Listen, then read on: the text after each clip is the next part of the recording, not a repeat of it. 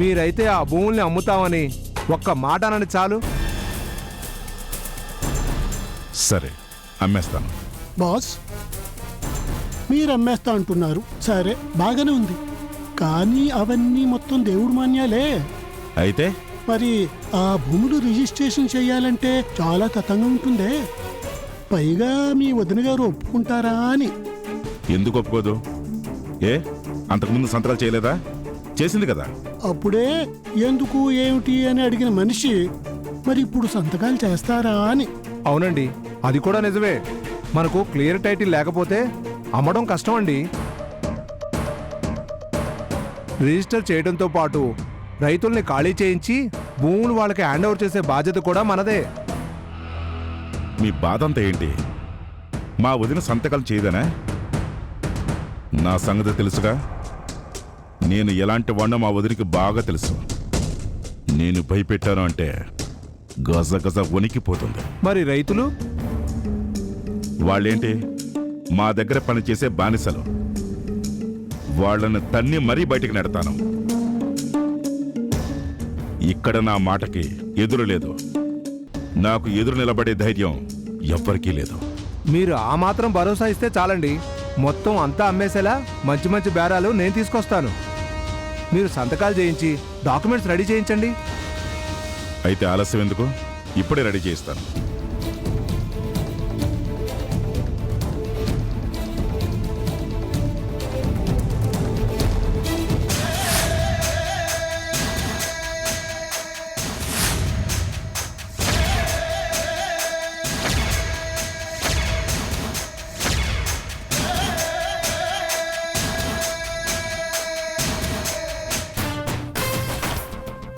ఏంటి వదిన గారు అక్కడే నిలబడిపోయారు? పూజ పూర్తయిపోయిందా?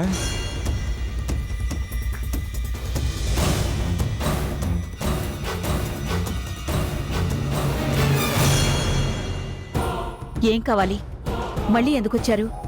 దేవుడి పూజ అయిపోయింది కదమ్మా, ప్రసాదం ఏమైనా పెడతారేమోనని మా బాసు ఆశగా వచ్చారు.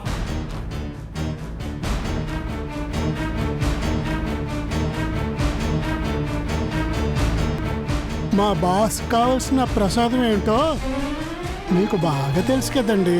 కాబట్టి టైం వేస్ట్ చేయకుండా ఇదిగో ఈ పేపర్ మీద సంతకాలు చేసేయండి. అదే మహాప్రసాదం. మళ్ళీ సంతకాలా? ఎందుకు? ఎక్కడ పెట్టాలి అని అడగాలి కానీ ఎందుకు అని అడగటం మీలాంటి వాళ్ళకి పద్ధతి కాదు వదిన గారు.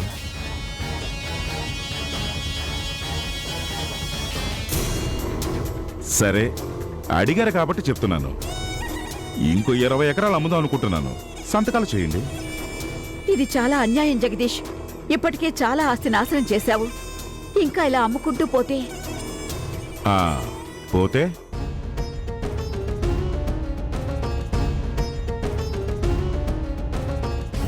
ఈ ఆస్తిలో నాకు వాటా ఉంది. మా అన్నయ్య మొత్తం మీకిచ్చారనుకుంటున్నారా? అయినా పిల్ల జల్లలు లేరు. ఉన్నవాళ్ళు ఎప్పుడో పోయారు. ఈ ఆస్తి అంతా ఏం చేసుకుంటారు? ఇవాళ కాకపోతే రేపైనా సరే ఇది నాకు చెందాల్సిందే. కాబట్టి సంతకాలు చేయండి.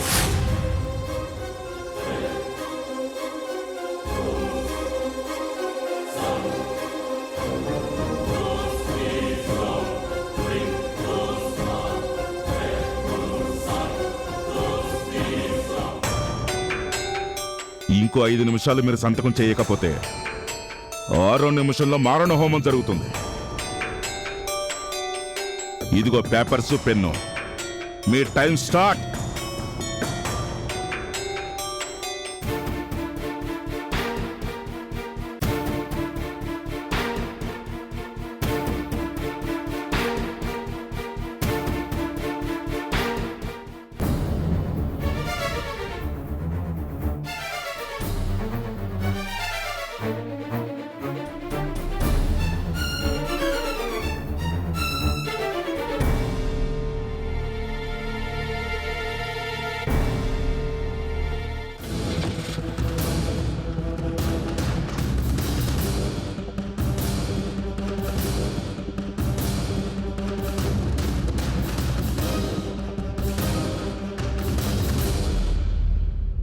5 నిమిషాలు. బాసు, టైం అయిపోయింది.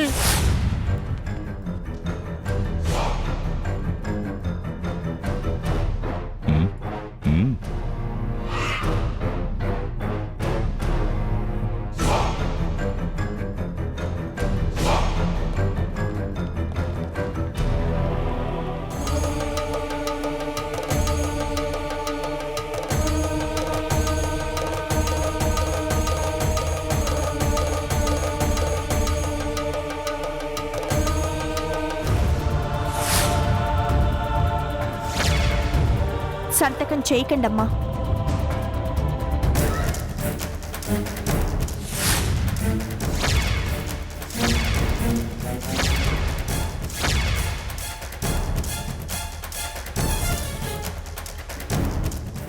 ఏయ్, ఎవతవే నువ్వు?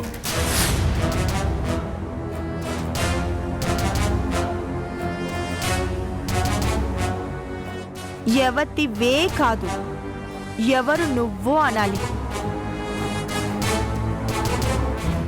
Give respect and take respect. మర్యాద ఇస్తే మర్యాద దక్కుతుంది. నోరు జారితే నేను మీకంటే ఎక్కువ మాట్లాడగలను.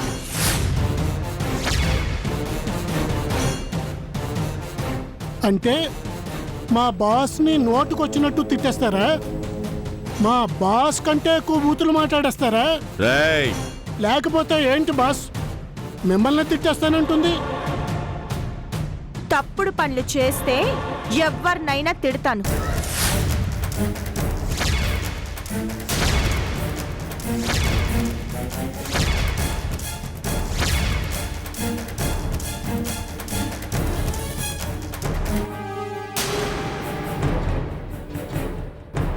అమ్మా, కనీసం మ్యాటర్ కూడా లేకుండా ఇలా ఖాళీ పత్రాల మీద సంతకాలు చేయడం చాలా తప్పు.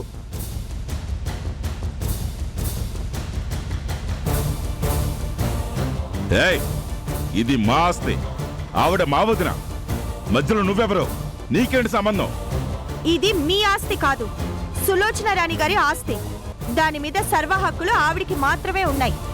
మీరు బెదిరించి భయపెట్టి ఇలా ఆస్తులు రాయించుకోవటం, మీ ఇష్టానికి అమ్ముకోవటం చెల్లదు. ఇదే కాదు, దేవుని మాన్యాలు అమ్ముకోవడానికి మీరు రాయించుకున్న పత్రాలు కూడా చెల్లవు. చెల్లవని చెప్పడానికి నువ్వెవరు? చెప్తుంది నేను కాదు, చట్టం.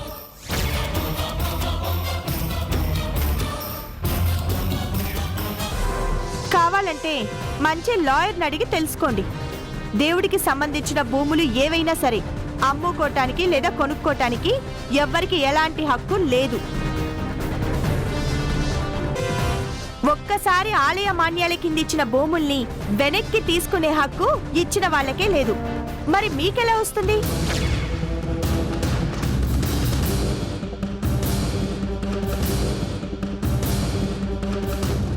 ఆస్తులే కాదు, మీరిలా బెదిరించి రాయించుకున్న ఆస్తులు కూడా మీకు చెల్లవు అని చట్టం చెప్తుంది. నువ్వేమైనా పెద్ద లాయర్ అనుకుంటున్నావా, లేకపోతే జడ్జి అనుకుంటున్నావా? నాకు ఈ ఆస్తిలో హక్కుంది. నేను ఈ ఇంటికి వారసుణ్ణి. అయితే ఆవిడ సంతకాలు ఎందుకు అడుగుతున్నారు? ఎందుకు ఈ పేపర్స్ తెచ్చి బెదిరిస్తున్నారు? ఈ ఆస్తికి అసలు హక్కుదారులు యజమానులు స్వర్గీయ శ్రీ అశోక్ చంద్ర ప్రసాద్ గారు. వారి తదనంతరం ఈ ఆస్తి శ్రీమతి సులోచన రాణి గారిది. వారి తదనంతరం ఈ ఆస్తులు వారి వారసులివి. వారి వారసులు లేకపోతే శ్రీమతి సులోచన రాణి గారు బుద్ధిపూర్వకంగా ఎవరికి ఆస్తులు రాసివ్వకపోతే అప్పుడు సెకండ్ పర్సన్ గా మీకు అధికారం ఉంటుంది.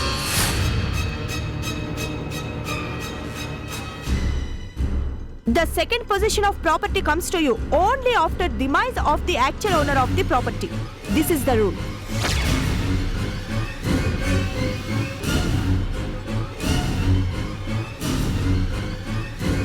అమ్మో, ఏంటి బాస్ ఇంగ్లీష్లో దడదడలాడిస్తుంది? ఎందుకైనా మంచిది మనం కాస్త తగ్గుదా.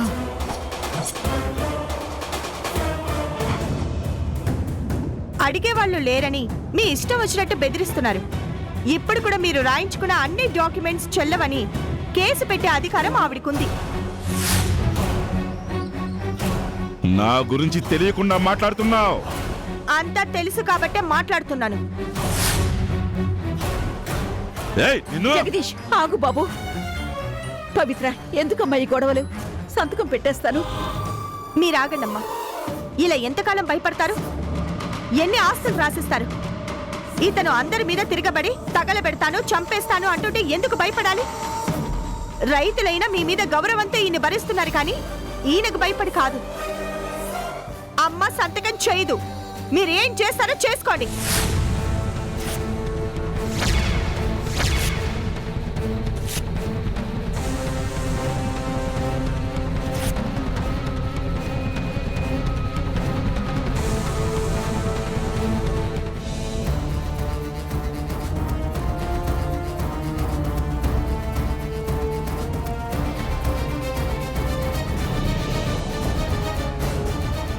చాలా తప్పు చేశావు. అనవసరంగా నాతో పెట్టుకుని నీ ప్రాణాల మీద తెచ్చుకున్నావు. నాకు ప్రాణాల మీద ఆశ లేదు. మీరేదో చేస్తారని భయం కూడా లేదు. ఇక్కడ అవమాన పాలైతే అది మీకే మంచిది కాదు. కాబట్టి వెళ్ళండి. వెళ్తాను, నీ అంతు చూస్తాను.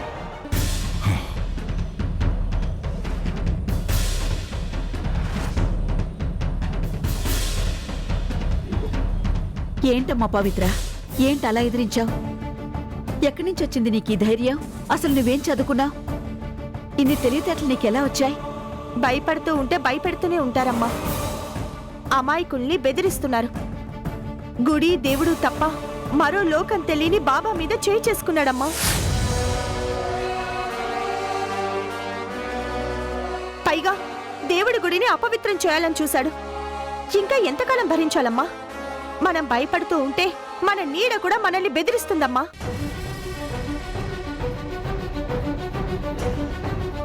చాలా బాగా చెప్పారమ్మా. అమ్మగారు, పవిత్రమ్మని చూస్తుంటే అచ్చం మీ బిడ్డని చూస్తున్నట్టే ఉందమ్మా. ఇదే ఆవేశం, ఇదే కోపం, ఇదే మాట తీరు.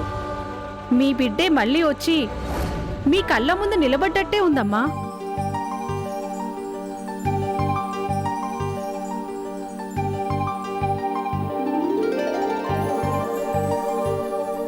అమ్మ పవిత్ర,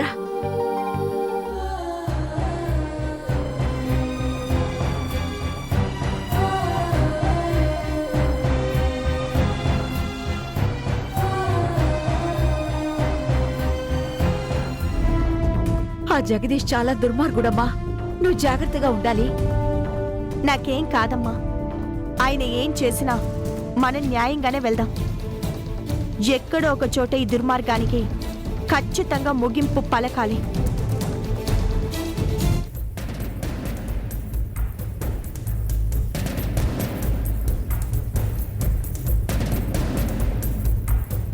ఎవత్రాది? ఇన్నాళ్ళు నాకు ఎదురు చెప్పేవాడు లేకుండా మహారాజులాగా వెలుగుతుంటే నన్ను ఎదురించి మాట్లాడుతుంది. అది ఎవరది? ఎక్కడి నుంచి వచ్చింది? అదే బాస్, మన గుళ్ళో పూజారు ఉన్నారు కదా, ఆయన మనవరాలని విన్నాను. రోజు వచ్చి మీ వదిన గారి దగ్గర కూర్చొని రామాయణం చదివి వినిపిస్తుందంట బాస్. పూజారి మనవరాల? దానికి అంత పొగరా? రూల్స్ మాట్లాడుతుందా? రూల్స్ పైగా ఇంగ్లీష్లో తెగ మాట్లాడిస్తుంది. తని అయ్యా, తమరు ఆవేశపడకండి. ఇన్నాళ్లుగా మీరు ఇక్కడ రాజ్యం ఏలారు అంటే ఇక్కడున్న వాళ్ళందరూ చదువులేని వాళ్ళు, గొడ్డు చాకరీ చేసే గాడిదలు. కానీ ఆ అమ్మాయి ఇంగ్లీష్ మాట్లాడుతుంది, పైగా రూల్స్ కూడా మాట్లాడుతుంది. మీరు కోపంతో ఏదైనా చేశారు అంటే అది తిరిగి మీ పీక్కే చుట్టుకునే ప్రమాదం ఉంది. ఏంట్రా నా పీకకి చుట్టుకునేది? దాని పీక పిసికి చంపేస్తా. నా సంగతి దానికి ఇంకా తెలియదు. ఇదేనండి ఈ ఆవేశమే వద్దన్నది. కాస్త ఆలోచించండి. వాళ్ళ తాత జోలికి వెళ్తేనే మీకు ఇంతలా ఎదురు తిరిగింది అంటే ఇక మీరు ఏకంగా అమ్మాయితోనే గొడవపడి చంపుతాను అంటే ఊరుకుంటుందంటారా? ఏం చేస్తుంది అది? చదువుకున్న మనిషి కదండి, ఏదైనా చేయొచ్చండి. మీరు ఎలాంటి వారో ఈ చుట్టుపక్కల అందరికీ తెలుసు. మిమ్మల్ని చూస్తేనే అందరూ భయపడిపోతారు. ఆ పూజారే మీ చేతిలో తన్నులు తిన్నారు. మీ వదిన గారే కిక్కురు మనకుండా సంతకాలు చేశారు. అయినా సరే మీకు ఎదురు తిరిగిందంటే ఆ అమ్మాయి వెనకాల ఏముందో ఆలోచించండి. ఎవరితో అయినా పెట్టుకోవచ్చు కానీ చదువుకున్న వాళ్ళతో అస్సలు పెట్టుకోకూడదండి. అంటే దానికి భయపడాలా? భయపడ్డం కాదండి, కొంచెం జాగ్రత్తగా ఉండాలి. జింకను వేటాడడానికి పులిని వేటాడడానికి తేడా ఉంటుంది కదండి, ఇది అంతేనండి. హే! హారతి పడంలో వేసే చిల్లర డబ్బులు తీసుకుని బతికేవాడి మనవరాలు నన్ను బెదిరించడమేంట్రా? నలుగురు మనుషులను తీసుకెళ్లి దాన్ని లేపేస్తా. మీతో గొడవ పడినప్పుడే మీ మీద పోలీస్ కంప్లైంట్ ఇచ్చుంటుంది. లేకపోతే అంత ధీమాగా ఎందుకుంటుందండి? పైగా పూజారి గారి మనవరాలు అనేసరికి జనాలందరికీ ఆ అమ్మాయి మీద అభిమానం, ప్రేమ ఉంటాయండి.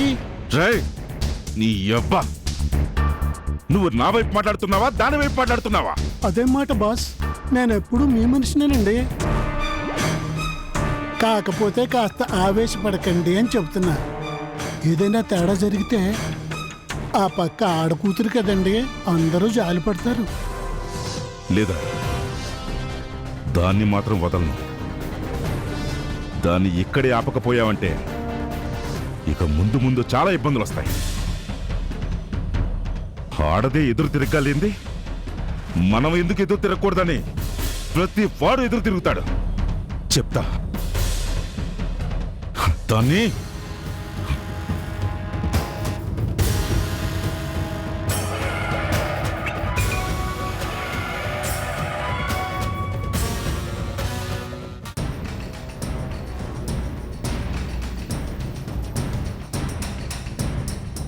Hi aunty. రా గీత, కూర్చో గీత. ఏంటి ఈ మధ్య వారం 10 రోజుల నుంచి ఇటువైపు రావడం మానేసావు? బాగా బిజీగా ఉన్నావేంటి?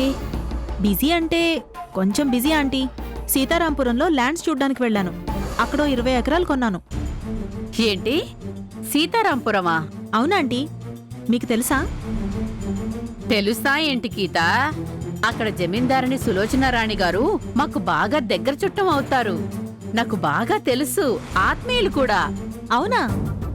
అవును గీత, ఈ మధ్యనే వాళ్ళ ఇంటికెళ్ళి ఫంక్షన్ కూడా అటెండ్ అయ్యాం. నువ్వు అక్కడ ల్యాండ్ కొంటున్న విషయం నాకు తెలుసుంటే డైరెక్ట్ గా ఆవిడతోనే మాట్లాడి నీకు తక్కువ రేటుకి ల్యాండ్ ఇప్పించేదాన్ని కదా. అయ్యో, నాకు తెలియదు కదా ఆంటీ. ఈ సంగతి తెలుసుంటే నేను కూడా మీతో పాటే ఫంక్షన్కి వచ్చేదాన్ని. ఇప్పుడైనా మించిపోయిందేం లేదులే గీత. వీలు చూసుకొని నేను తీసుకెళ్ళి ఆవిడకి పరిచయం చేస్తాను. అక్కడ భూములు మొత్తం ఆవిడవే. నీకు ఎక్కడ కావాలంటే అక్కడ ఇప్పిస్తాను. Thanks aunty. అవును గీత, అంజలి గురించి ఏమైనా తెలిసిందా? ఎక్కడ ఆంటీ, అడ్రస్ లేకుండా పోయింది. మన దెబ్బకి పిచ్చెక్కిపోయి ఉంటుంది. ఈ పాటికి అసలు ఉందో లేకపోతే ఏ మెంటల్ హాస్పిటల్లో చేరిందో ఎవరికి తెలుసు? అంతేనంటావా? అంతే ఆంటీ.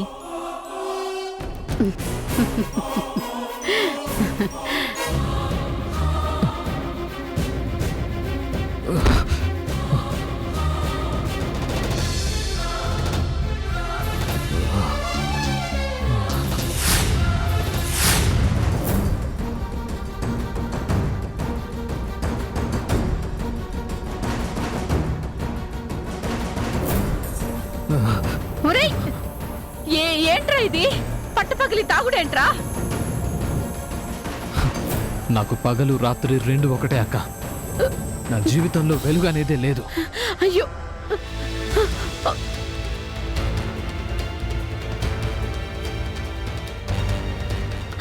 అయ్యో తమ్ముడు, మెల్లగా.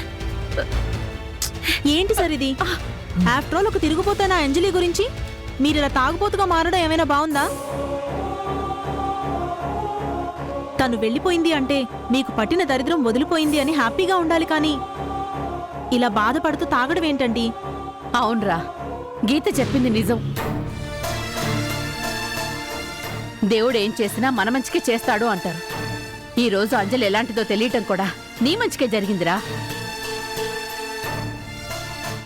అంజలి క్యారెక్టర్ మొదటి నుంచి అసలు మంచిది కాదండి. నా భర్తనే కాదు, చాలా మంది మగాళ్లతో దానికి లింకులున్నాయి. అది తెలియక మీరు భార్యను చేసుకున్నారు.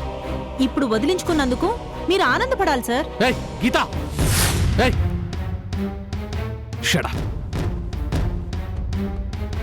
అసలు నువ్వు ఇక్కడికి ఎందుకు వచ్చావు? నీకేం పని? అదేంట్రా అలా అంటావు? తను నా కోసం వచ్చింది, నన్ను చూడ్డానికి వచ్చింది. అయితే నీతో మాట్లాడి వెళ్ళిపోవాలి, అంతేకాని నా విషయంలో ఎందుకు జోక్యం చేసుకుంటోంది? అది కాదురా, నా విషయంలో ఎవ్వరి జోక్యం నేను సహించను. నువ్వే కాదు, ఎవరు నా జోలికి రావద్దు. నా విషయంలో అసలు ఎవరు తలదూర్చొద్దు. రష్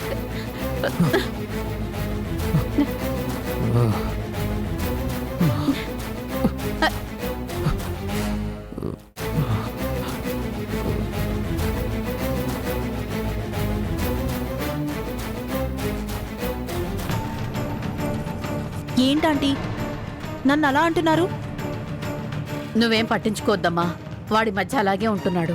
ఆ మహాతల్లి కొట్టిన దెబ్బ లాంటిది. కొద్ది రోజులు పోతే అంతా మర్చిపోయి మామూలు మనిషి అవుతాడులే.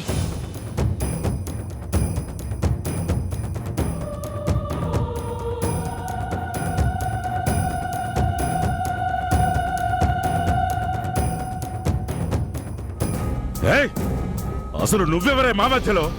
నా కూతురు.